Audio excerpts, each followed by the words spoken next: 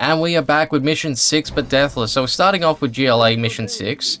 And the mission objective here is we have some GLA traitors that we got to destroy. So with that, we start off with Arms Dealer. And we're going with Arms Dealer because we want to get to a palace quickly. See, the palace, we're going to use the palace to defend our base. And we got a lot of rocket troops that we start the mission off with. So it's kind of a good thing and a bad thing that we start off with so many.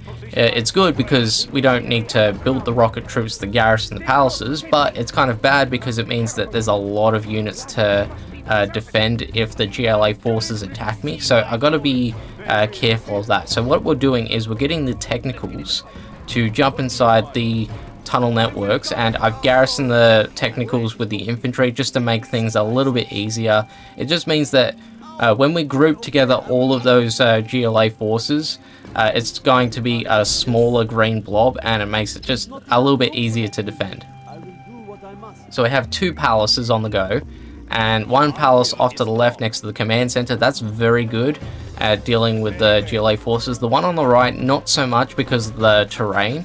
I could try and flatten the terrain, but it's not the biggest issue in the world because the GLA forces, the GLA enemies, they do come in close, so even with the shorter range, I'm still able to pick them off if they approach from the left. If they approach on the right, we're still going to be in pretty good shape. So we start this mission off with 3 nuclear trucks. Now these nuclear trucks were supposed to go to the enemy GLA base, but because we took over the trucks, it means that we can sneak them inside with no questions asked. Now, besides detonating the trucks, there are other ways that you could utilize them. So one way is if you position the trucks at different sections of the map, that way you can use them as scouts. Another way is you could run over the enemy infantry, so there's less infantry that could get in your way. And another way that you could use them is if you position them at like the entrances of the GLA base, you can actually slow down or even block the GLA from attacking you, causing traffic jams with their patrolling units and their attacking units. So just a few things that you could do with those trucks besides detonation. We are going to detonate them, and even if you do detonate them, it will not count as a unit loss. So I am free to do that, no question. So right now our palace is ready to go. We garrison it with 5 rocket troops, and we get the camouflage ability. So reason why we want to do that is because we want to use our rebel ambush, but we want to make sure that they're going to stay stealthy. So that way, if I get the attention of the GLA vehicles or infantry, I can get those guys to run off, go stealthy, and then we'll pick another time to attack or try and capture the enemy buildings. So that was the game plan there. Now, with my strategy, I did kind of stumble into the win here because my original strategy involved me using the anthrax bomb. I was going to use the anthrax bomb to pick apart the GLA forces and then use fully upgraded Scorpion tanks to be the cleanup crew. Now, we didn't do any of that because the strategy that we ended up going with in the end, it just worked that well. It was an accident. It was a complete accident. So here comes the first wave of attacks, just a rocket buggy and a technical. So that palace there, it's not very good at defending from the left, but it's good at defending from the right if they attack from that side. Now I decided to detonate the trucks finally because I noticed they were going to build a palace. So the first 2 detonated where the arms dealer is, which is going to destroy it completely. Now in this mission, one thing that's very handy is the radiation. So the radiation, not only is it going to stop some of the GLA forces, but you can see it even though the map isn't revealed. So I can use my rebel ambush when the radiation is gone, and I can then pick apart the palace, and then I can take a look at the barracks as well as the command center, supply stash. There's a lot that we could do, but there's still other GLA forces that could get in the way because they're still patrolling. So I tried to pick off the worker there. I couldn't quite get there. Doesn't really matter. It seems like the buildings in this mission are a little bit weaker. They've been debuffed and they don't have as much health, so that's fine by me. We're able to pick it apart even with a level 1 rebel ambush. And what we're going to do next is we're going to use 1 rebel to capture the command center. I felt like I was able to get away with it because of the rebels being so far, like the enemy rebels being so far away, so they won't attract any attention from what I'm doing. And there goes the barracks, and we use one rebel to go to where the barracks is, and I'm using another rebel to go to where the arms dealer is. So we're basically doing scaffold abuse, but in unit form. I don't know if there's an actual term for it besides scaffold abuse with units, but if you were doing scaffold abuse, normally you'd be using like demo traps where those buildings are, and then you could use the rebels to do whatever else that you want to do. Now, since we captured the command center, I knew that sooner or later I would attract the attention of any enemy vehicles, so what we're going to do is we're going to sell off the command center, and then we're going to sell off the supply stash.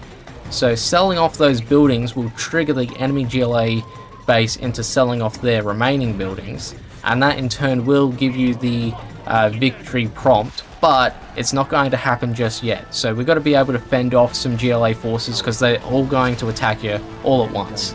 So I just got to hope that I get the victory before they can invade my base. That's why I set up the palaces as my defense and the vehicles are behind. And that is how we did GLA Mission 6 Deathless. Next up we have USA Mission 6. So for this one we cannot build or lose any units, but we also can't build any supply centers either because the Chinook that spawns from the supply center will count as a unit created, so we can't do that. So with that in mind, it also means that we're restricting ourselves to the $7,500 starting cash, as well as me only being able to build power plants, barracks, command centers, and patriots. Good news is we do have general powers that we can use, so we're going to use our A-10 strike on the war factory, and we're going to use our fuel air bomb on the airfield and propaganda center. So I could have used that satellite a little bit better, but it doesn't really matter, we're still within range with that fuel air bomb. Now with this mission we do also have access to Colonel Burton, and Colonel Burton we can climb up mountains so we can get a good angle on certain GLA buildings as well. Now with the general powers aiming at the war factory as well as the airfield, it means that the Chinese forces, when they attack me, those attacks won't be as strong because they do attack with MiGs, and they will be able to bust out other vehicles if they were to go aggro mode. So when the Chinese forces attack me now, their attacks are going to consist of Red Guards and Gatling tanks mainly. Now back at main base, we're building a second command center. So this command center plus the one that we got at the bridge, those are meat shield command centers because the Chinese forces as well as the GLA forces, they're going to attack that first, and then I can use my Patriots to pick off those enemy vehicles one by one. I also do have 2 Crusader tanks to use as backup in case I need to maybe run over some enemy infantry, or if they attack on certain angles we can pick them off that way. So in terms of defense, pretty solid, and we have just enough cash to bust out enough Patriots to defend our base too. See how the Marauder tank is focused on my command center and not my Patriot? So that's why I'm saying with meat shield command centers, it's a very strong defense, and if I keep a dozer nearby, it's going to be very hard for the GLA and the Chinese forces to break that. Now I do have my Patriot fully constructed, and because they're so focused on my command center, I'm able to pick off those 2 tanks without any issues. Meanwhile with Colonel Burton, we just destroyed the enemy arms dealer, and they're not going to rebuild that, and we're going to pick off the black market and the supply stash. He's going to get to vet 3 very quickly, and then that just means that I'll be able to do a lot more damage early on with Colonel Burton. Now I'm selling off one of my Patriots as well, so then I can get the funds up, so then I can build a little bit more. So I want to build one more Patriot next to the one next to the command center. That way I'm able to pick off the enemy units more easily. With this mission there's some RNG to it because China has a nuclear missile that has a 2-minute 30-second timer on it. The thing is, I don't understand the pattern or how it works when China turns the nuke on. I've had attempts where they'll do it 4 minutes, 5 minutes, 6 minutes into the battle, and for me, I just gotta hope that when they turn it on, I'm able to fire both my fuel air bomb as well as my A-10 strike before they can launch the nuke, and both of those general powers will be enough to take out that nuclear missile, and they will not rebuild the nuclear missile either. So right now with Colonel Burton, I'm trying to take out the Overlords as well. So the Overlords are going to be a threat to me because I want to use Colonel Burton to destroy the GLA command center later on, and if I was to just attack the command center as is, those Overlords would get in the way. So what I'm doing with Colonel Burton is I'm trying to lure the 2 Overlords to where these 2 civilian buildings are, So it's kind of a slow process because the two overlords are so slow at moving.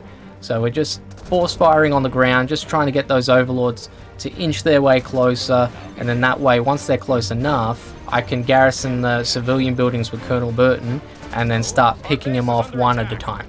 So this was a good spot to now garrison the building, because we are within range of the first one. We are going to get evicted from this first building though, but we're able to do quite a bit of damage to the first overlord. He's got a fraction of health, so we just fire on him as is. That's going to be a done deal there, and then we can lure the other one towards the second building and then do the same thing. Meanwhile, back at main base, I noticed my A-10 strike is ready to go, so I use my satellite scan to reveal where the nuke is, and then we use our A-10 strike on the nuke. So that will do a lot of damage, but not enough to completely destroy it. We're still waiting on the fuel air bomb to be ready, but that's a 6-minute timer on it. So good news for me is that the fuel air bomb is about 3/4 of the way done, which means it's about 1:30 to go before we can launch it. And the nuclear missile has turned on, but it will not fire because I'll be able to launch my fuel air bomb and the plane will get to the nuke in time before it launches. Meanwhile, with Colonel Burton, we're going to try and take out the palace next. So the GLA has 2 toxin tractors, a scud launcher, and 2 quad cannons. And I hadn't tried this in other attempts. I thought to myself, I wonder if I could climb up that cliff in the top right corner and then pick off the palace that way. So we tried it, and funny enough, it was actually a very good strat for me because the quad cannons won't interfere at all. So since the quads won't interfere, it means that we can pick off the palace, then we can move on to the command center, and those vehicles will still not interfere. Because I hadn't tried the strategy before, I did stop shooting with Colonel Burton just in case the quad cannons or the scud launcher would interfere while I'm not looking, so I was just playing it safe there and dealing with the attack from the Chinese. So because the Chinese is aggroed, it's just going to be Red Guards and Gatling tanks to interfere, and my command center is being a very good meat shield right now against these Red Guards and Gatling tank. And I figure, well, my Patriots can't reach now, so I got to get my Crusader tanks to intervene here. I do have the repair ability as well in case I do take too much damage from these infantry as well as the Gatling tanks, so we're able to pick off those guys just fine, and then we can move on. And the fuel air bomb is ready to go, and nuclear missiles got 45 seconds left as well.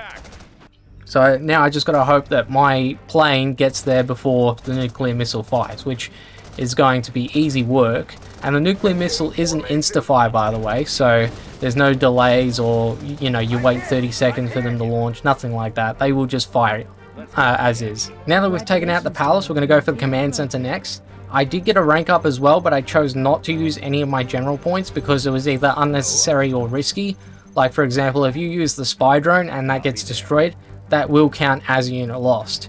So with Burton, we're just getting him into position, so we want to destroy the command center, but we also don't want to attract any attention from the quad cannon, scud launcher, or toxin tractors. Meanwhile, back at main base, we are getting attacked by more Chinese forces, so there's a lot of Red Guards here. And the plan for this is we want to target the Red Guards that are targeting our Patriots first, and then we'll go for the ones targeting the command center. Since I've got the dozer repairing the command center, it means that it's going to take a lot more from the Chinese forces to destroy it, you know, than just those handful of Red Guards and the Gatling tank. So now that the command center's gone, we can actually move Colonel Burton down to the south. See, we don't need to destroy every single GLA unit or GLA building in order to clear the objective. We just need to destroy the buildings that were in that top right corner. So with Colonel Burton, we're going to basically hug the edge of the map because there's going to be a Gatling cannon as well, and we want to make sure that he doesn't get shot down by that Gatling cannon before we reach the Chinese command center. So with the Chinese base, we've taken out the war factory, the propaganda center, and the airfield. So if we take out the Chinese command center, that will actually clear the mission as well. So as long as we can get Colonel Burton there, we're good. So I did forget about my Crusader tanks being on the front line because we used those to destroy the Gatling tank that wasn't within range of the Patriots. But no harm done, we are able to get those guys to safety. Now with Colonel Burton, we move in on the Chinese command center, and we also use the A-10 strike on the command center too. and that's just a way to speed up the process. Now, just like with the GLA base, we do not have to destroy the Chinese barracks or the Chinese supply center. As long as we get the command center, we're good.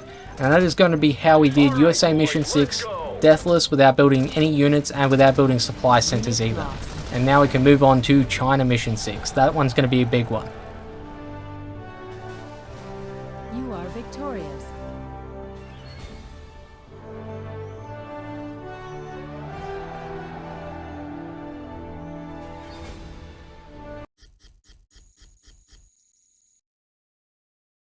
And finally we have China Mission 6. So for this one, we've got to do it Deathless, of course. But we can only build one tank hunter. We cannot build any other units for this. So what this means is we have one tank hunter, one Black Lotus, 3 Red Guards, and 3 hackers. Those are the only units that we can use to clear this mission out. So this is a tall order. Now with the remaining cash, we're getting the chain gun upgrade as well as the mines.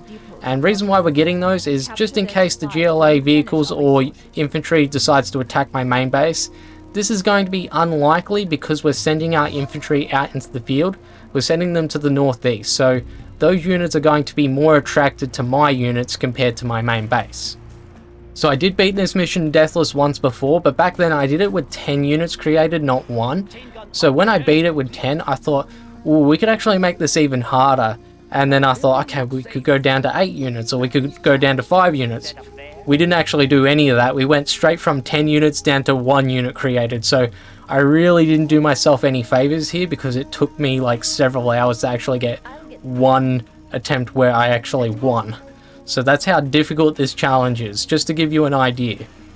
Now what we're doing is we've got 3 Red Guards inside the garrison building, and we're getting Black Lotus over to where the supply stash is, and we've pared the hackers and the tank hunter to the supply stash as well, and we've done it in a way where we won't attract those technicals too.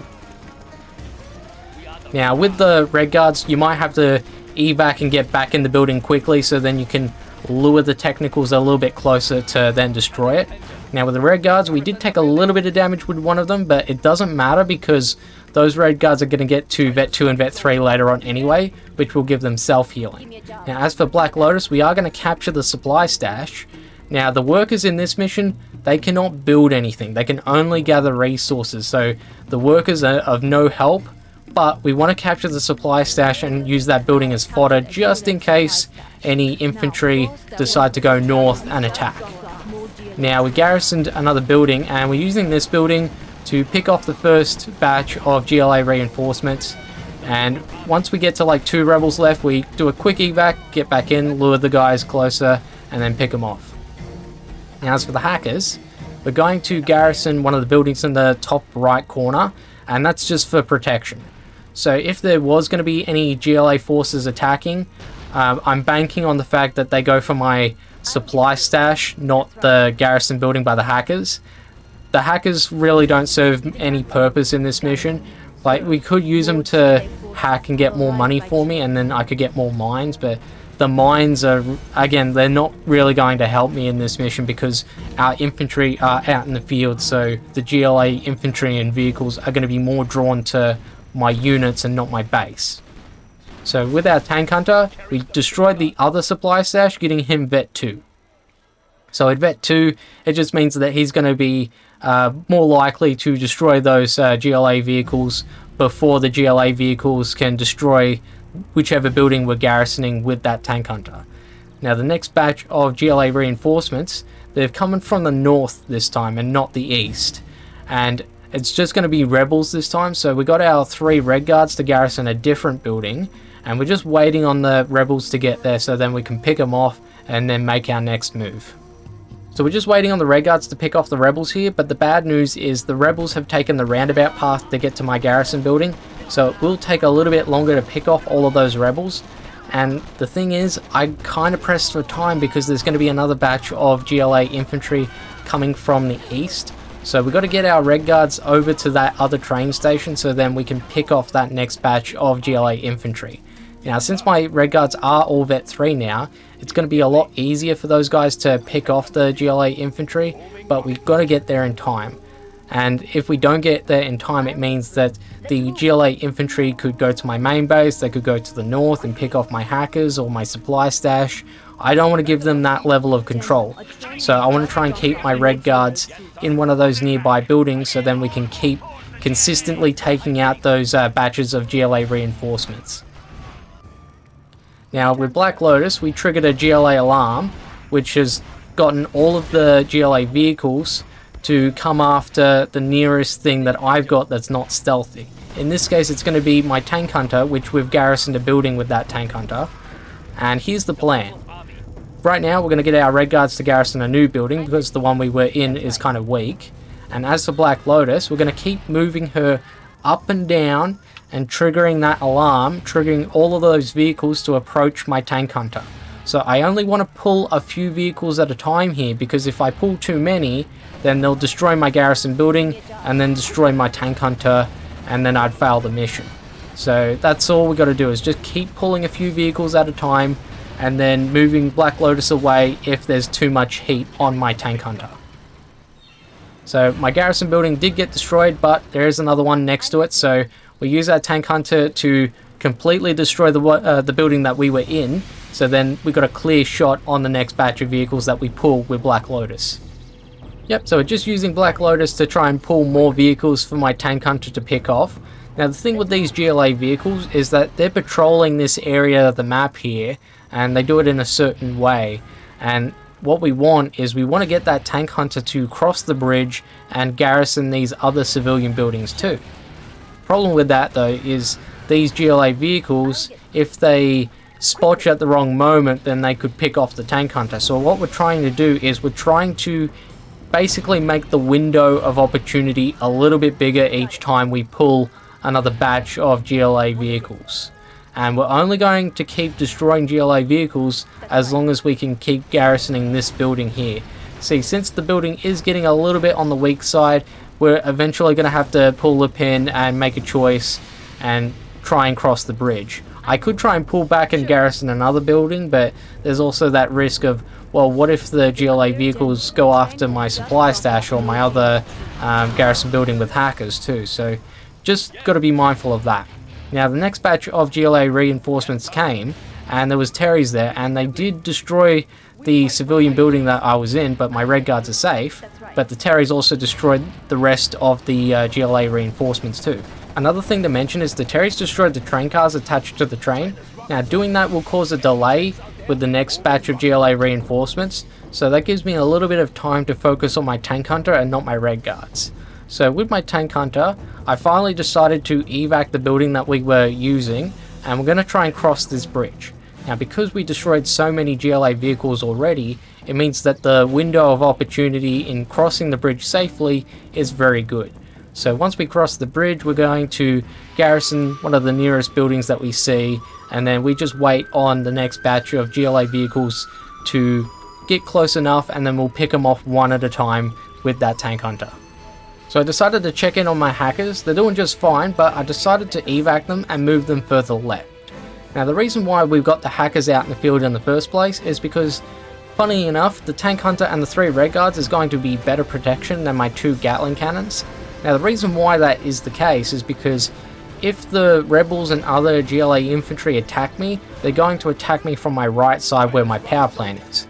So all they have to do is destroy my power plant, and then my Gatling cannons will be useless.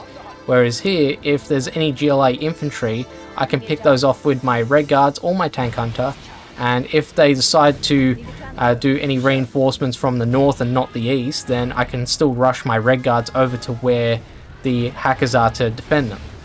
Now I've triggered the alarm again with Black Lotus, trying to draw out the last remaining GLA vehicles. Once we get rid of all the GLA vehicles, then we can start focusing on the garrison buildings by the GLA. I got a little bit worried here because I couldn't hit the quad cannon.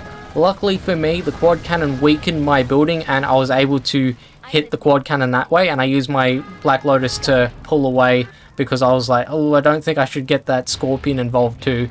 But since I was able to get that quad cannon out of the way, we can get the Scorpions to come a little bit closer and then pick them off. So these 2 Scorpions, they're going to be the last vehicles that the GLA has that are attacking vehicles. They might still have a radar van nearby as well, but that's going to be of no concern to me.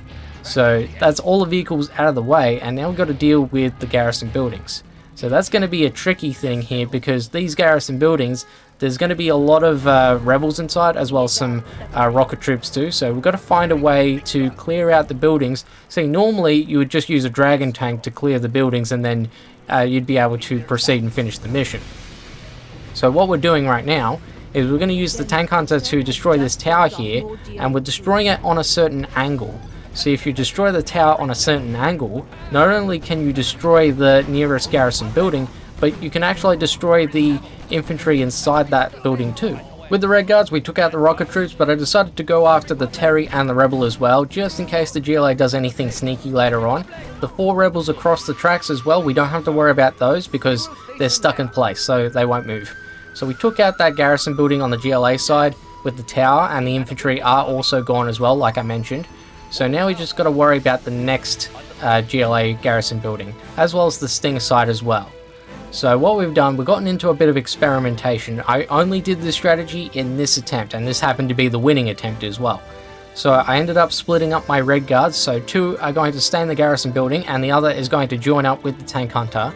So we're going to use 1 Tank Hunter and 1 Red Guard to try and destroy this garrison building next to the Stinger site.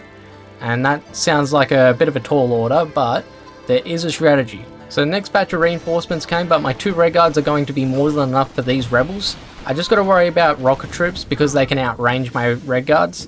Now as for these 2, we're going to garrison the building that's closest to the one that we're targeting. Now here's the thing, these 2 buildings are out of range from each other, so we can't shoot them. But cool thing is we can force fire. So we force fire with the Tank Hunter, and that's still enough to damage the building. So all we got to do is wait on the building to get weak enough, and then we can start picking off the infantry that was inside. Now I did get hit by the Terry there with the garrison building, and I decided to evac and play it safe and garrison a new building. So this is where things are a little bit touch and go, because I don't know where all of the GLA infantry are, and again the rocket troops can outrange me, so I gotta try and pick off as many rebels as possible, then go for the rocket troops later. So it's a little bit hairy here, and then there was another batch of reinforcements too. So I garrisoned the nearest building and another batch of rocket troops. So this is getting very, very close here, doing a lot of damage, and I couldn't destroy all the rebels. So I was like, oh no, oh, get to the building. See, if that Red Guard went forward instead of back, I would have lost, hands down. So I'm starting to panic here because I got to keep an eye on these 2 Red Guards, but I also got to keep an eye on my Tank Hunter as well that's getting attacked by the rocket troop. And I ended up evacuating my 2 Red Guards to try and take out the rocket troops. So I thought, okay, we'll be fine, but turned out the Red Guards were taking damage. And my Red Guard got into the red, and so we were very close to failing the mission. And I ended up checking in on Tank Hunter, and we finally switched target to the correct rocket troop that's actually attacking us. Now there's 3 rocket troops and 1 rebel that are hanging out next to that Stinger site there. So I've got to be able to take out those guys in order to get Black Lotus across, so then we can finish the mission here. We are the Red Guard. So I use my Red Guard, and I want to use the Red Guard to draw out these last 4 units without attracting the Stinger site as well. And we garrison the building, and we were able to pick off the rebel because of the range, and then we use our Red Guard to jump out of the building and then pick off the last 3 rocket troopers. See, those rocket troopers are drawn to my garrison building and not the Red Guard, so I will be able to do this just fine. So now we just got 1 Stinger site, and we've still got the 1 Red Guard as well. So we do a little bit of alt pathing, so the Stinger site will be attracted to the Red Guard and not my Lotus. Meanwhile, my building is going to be under attack one more time, and I'm like, oh no, this is getting a little bit touch and go here.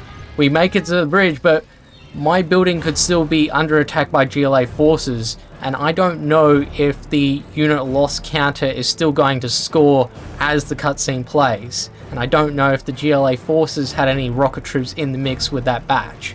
So I'm like, oh god, please don't score anymore.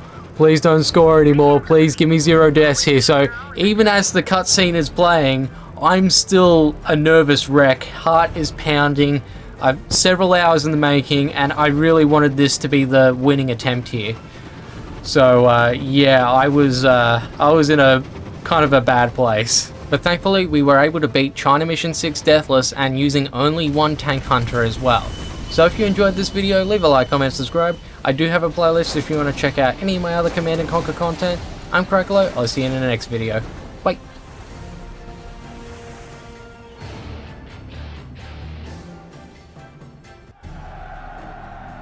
We are victorious.